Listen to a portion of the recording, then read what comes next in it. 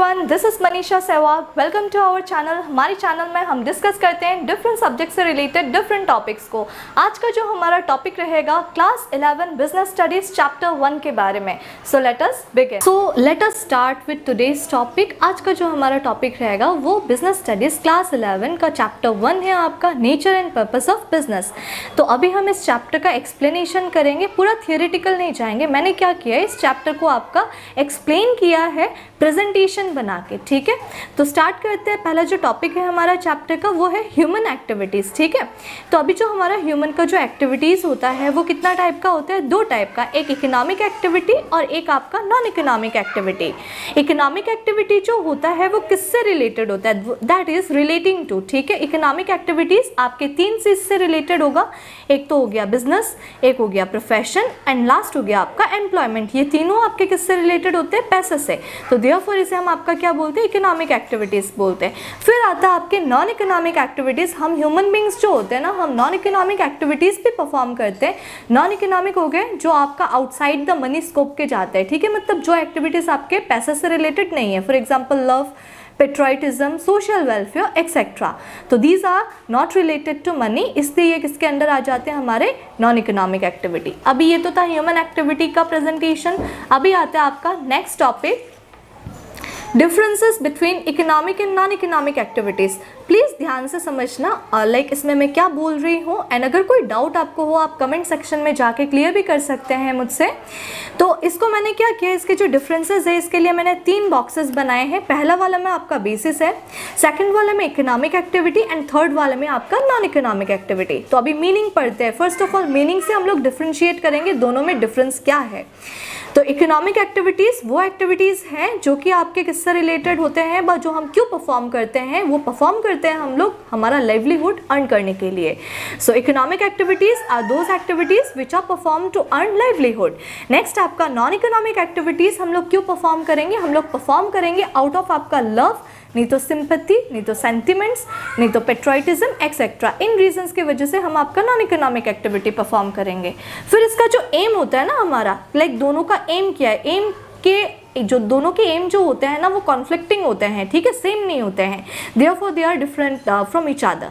तो पहला वाला का एम हो गया अर्न प्रॉफिट, मैंने रेड मार्क से आपका अंडरलाइन करके रखा है, this is the highlighted point. इसका मेन एम हो गया प्रॉफिट कमाना, बाप के पैसे कमाना। इसका जो मेन एम हो गया साइकोलॉजिकल सेटिस्फेक्शन गेन करना आपका। फिर एंड रिजल्ट्स जो है, मतलब इकोनॉमिक एक्टिविटीज़ करके मतलब जो एंड रिजल्ट्स प्रोड्यूस होंगे वो क्या होगा, production of goods and services से रिलेटेड। एंड ये किससे रिलेटेड होते हैं, हमारे mental satisfaction of person performing them. जो भी आदमी परफॉर्म कर रहा है नॉन इकोनॉमिक एक्टिविटी, उसे आपका मेंटल सेटिस्फेक्शन मिलेगा। इसके जो एग्जाम्पल है आपके इकोनॉमिक एक्टिविटीज़ का, एक टीचर हो गया, ठीक है, अ carpenter, a doctor, an artist, a labour etcetera. ये इकोनॉमिक एक्टिविटी से रिलेटेड, क्योंकि ये जो भी सर्विस प्रोवाइड करेंगे बट जो भी आपका काम करेंगे वो किससे रिलेटेड होगा, पैसे कमाने से रिलेटेड, बा आपका लाइवलीहुड अर्न करने से related. And non economic activities का एक एग्जाम्पल बताती हूँ, a teacher teaching her own son. अगर आपका एक टीचर अपने बेटे को पढ़ा रहा है तो अपने बेटे से सैलरी तो नहीं लेगा, बा फीस तो नहीं लेगा। एक डॉक्टर अगर ट्रीट कर रहा है पुअर पेशेंट्स को विदाउट चार्जिंग एनी फीस, तो वो आपका पैसे से रिलेटेड एक्टिविटीज़ नहीं है, and therefore they becomes the example of non economic activity. So इस चैप्टर का जो हमारा नेक्स्ट टॉपिक है दैट्स इकोनॉमिक एक्टिविटी के जो डिफरेंट क्लासिफिकेशंस करेंगे हम लोग, बट जो डिफरेंट कंपोनेंट्स है उसको स्टडी करेंगे। जैसे मैंने पहले ही डिस्क्राइब कर दिया था, हमारा इकोनॉमिक एक्टिविटीज़ 3 टाइप के होंगे, दैट मीन्स 3 कंपोनेंट, एक आपका बिजनेस, प्रोफेशन एंड आपका एम्प्लॉयमेंट। अभी ये तो 3 हमारा क्लासिफिकेशन था। अभी हम लोग स्टडी करेंगे आपके बिजनेस के कैरेक्टरिस्टिक्स को। तो कैरेक्टरिस्टिक्स ऑफ आपका बिजनेस, बिजनेस आपका क्या है, एक इकोनॉमिक एक्टिविटी है, ठीक है। नेक्स्ट आपका production and procurement of goods and services से रिलेटेड होता है हमारा बिजनेस। बिजनेस में हम लोग क्या करते हैं, या तो सामान का production, that means factory. Procurement of goods and services मतलब जो wholesale, retail and retail to जो कस्टमर्स तक जो सामान पहुंचेगा, that's comes under your procurement process. फिर आता है आपका सेल और exchange of goods and services for satisfaction of human needs.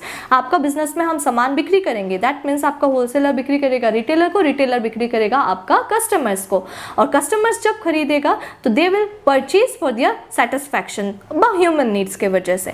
Next comes dealing in goods and services on a regular basis. Business में अगर काम होता है ना तो वो रेगुलर बेसिस में काम होता है, ऐसा नहीं है कि हमने 1-2 दिन के लिए बिजनेस खोला, जब मन चाहा तब बंद कर दिया, ऐसा तो फिर कस्टमर्स ही नहीं आएंगे हमारे यहाँ पे।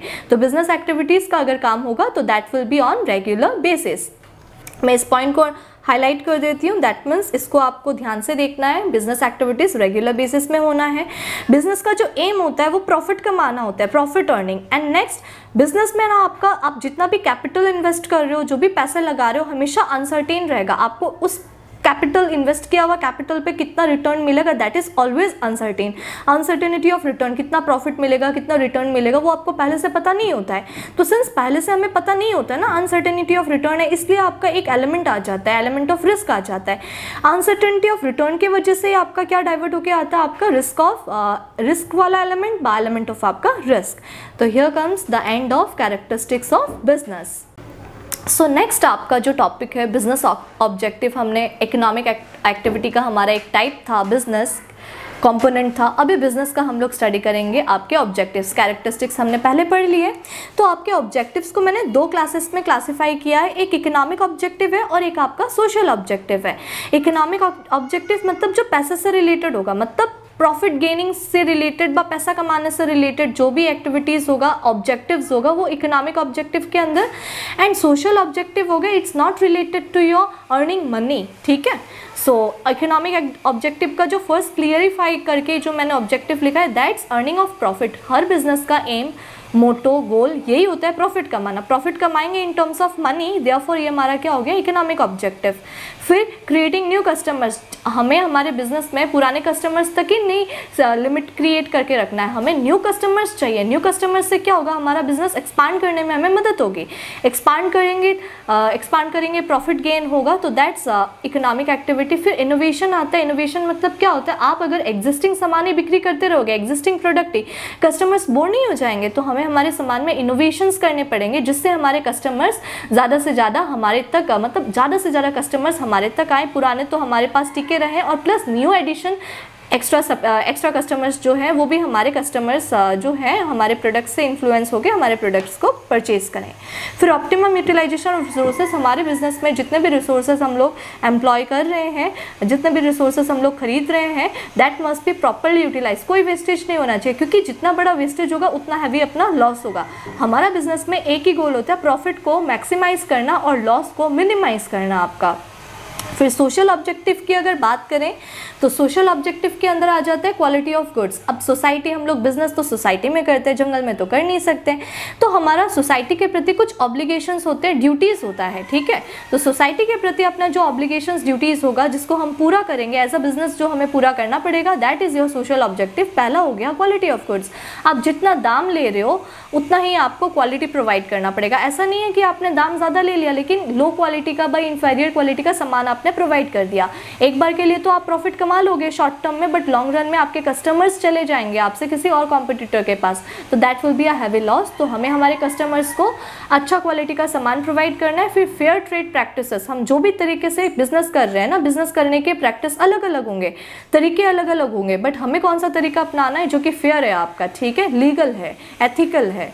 फिर जनरेशन ऑफ एम्प्लॉयमेंट, आप जब बिजनेस खोलते हो ना, तो हम बिजनेस जब खोलते हैं ना तो खुद तो सेल्फ एम्प्लॉयड हो ही रहे हैं, साथ में हम जॉब अपॉर्चुनिटी भी क्रिएट कर रहे हैं। जो लोग एम्प्लॉयड नहीं हैं उनको भी एक जनरेट करके दे रहे हैं एम्प्लॉयमेंट का जरिया। तो इंडिया में क्या होता है कि हम लोग जॉब के पीछे भागते हैं, जॉब के पीछे नहीं भागना है। जॉब के पीछे भागेंगे तो खुद कैसे सेल्फ एम्प्लॉय होंगे, हम तो किसी और पे बर्डन बन रहे हैं ना, हमें किसी और पे बर्डन नहीं बनना है, हमें इनफैक्ट किसी और के बर्डन को कम करना है। तो हमें बिजनेस में, जब आप बिजनेस करोगे तो आप एम्प्लॉयमेंट अपॉर्चुनिटीज़ क्रिएट करोगे, जिससे हमारे कंट्री में सभी जो अनएम्प्लॉयमेंट का जो रेट्स है, अनएम्प्लॉयमेंट का रेट्स कमेगा, अनएम्प्लॉयमेंट का रेट्स कमेगा तो गरीबी हटेगी, गरीबी हटेगी तो जीडीपी ग्रो होगा, तो ऑटोमेटिकली हमारा जो कंडीशन है इंडिया का वो स्टार्टिंग स्टेज व डेवलपिंग स्टेज से आपका अच्छे कंडीशन में जाएगा, ठीक है। सो नेक्स्ट आपका वेलफेयर ऑफ सोसाइटी। आपको जब आप बिजनेस कर रहे हो, एक सोसाइटी में जब अच्छे अच्छे मॉल्स खुलते हैं, एक सोसाइटी में जब आपके अच्छे अच्छे दुकान खोलती हो, तो ऐसा होल आपका सोसाइटी डेवलप करता है, वेलफेयर होती है उस सोसाइटी में। फिर आपके बिजनेस एक्टिविटीज़, जितने भी एक्टिविटीज़ क्यों ना परफॉर्म कर रहे हो, आपका बिजनेस एक्टिविटीज़ को हार्म नहीं पॉज करना पड़ेगा, कोई भी हार्म नहीं क्रिएट कर सकता एनवायरनमेंट को। एनवायरनमेंट को हमें प्रोटेक्शन प्रोवाइड करके रखना है, ठीक है। सो नेक्स्ट जो है हमारा बिजनेस को फिर से हम लोग क्लासीफाई करते हैं 2 टाइप्स में। एक हो गया आपका इंडस्ट्री एंड नेक्स्ट हो गया आपका commerce. So industry that means factory simple terms में। सो इंडस्ट्री जो है कितना टाइप का होता है हमारा, 3 टाइप्स का, एक प्राइमरी, सेकेंडरी एंड नेक्स्ट आपका टर्टियरी। प्राइमरी जो इंडस्ट्रीज होते हैं वो फिर से 2 टाइप्स में क्लासीफाई होती है, एक्सट्रैक्टिव और आपके जेनेटिक। एक्सट्रैक्टिव मतलब जो एक्सट्रैक्शन से रिलेटेड होते हैं, ठीक है, मिनरल एक्सट्रैक्शंस हो गए वगैरह, ठीक है, एंड जेनेटिक्स इंडस्ट्री। फिर सेकेंडरी इंडस्ट्री जो है वो 2 टाइप्स की होती है, एक मैन्युफैक्चरिंग होती है और एक आपकी कंस्ट्रक्शन होती है। फिर मैन्युफैक्चरिंग को फिर से हम लोग आपका क्लासीफाई करेंगे 4 टाइप में, एक एनालिटिकल होती है, सिंथेटिकल होती है, प्रोसेसिंग होती है और आपके असेंबलिंग होती है। फिर कॉमर्स जो होता है उसको 2 टाइप्स में क्लासीफाई करेंगे, trade, auxiliaries to trade. Trade जो होता है buying and selling of goods, ये भी 2 टाइप का होता है, एक आपका इंटरनल होता है, एक आपका एक्सटर्नल होता है। इंटरनल के भी 2 टाइप्स है, होलसेल, आप लोग जो कंट्री के अंदर जो ट्रेड करो विद इन द कंट्री तो वो इंटरनल, आउटसाइड द कंट्री जो करो दैट्स एक्सटर्नल। तो अंदर ही अंदर हम लोग जो काम करेंगे वो 2 टाइप के होंगे, एक होलसेल होगा और एक रिटेल होगा। एक्सटर्नल जो होगा वो 3 टाइप का होगा, इंपोर्ट, एक्सपोर्ट और आपका एंट्रीपोर्ट। इंपोर्ट जानते हैं, बाहर से अगर आप सामान खरीदो, परचेज करो तो दैट्स इंपोर्ट, बाहर को बिक्री करो, सेल करो तो दैट्स एक्सपोर्ट। एंट्रीपोर्ट मतलब क्या होता है, आपने एक कंट्री से खरीदा और दूसरे कंट्री को आपने बिक्री कर दिया। हमारे कंट्री के अंदर हम नहीं बिक्री कर रहे हैं, दूसरे कंट्री से खरीद के तीसरे कंट्री को हम लोग बिक्री कर रहे हैं, तो दैट्स एंट्रीपोर्ट। ये काम हम लोग करते हैं फॉर गेनिंग आपके प्रॉफिट्स, ठीक है।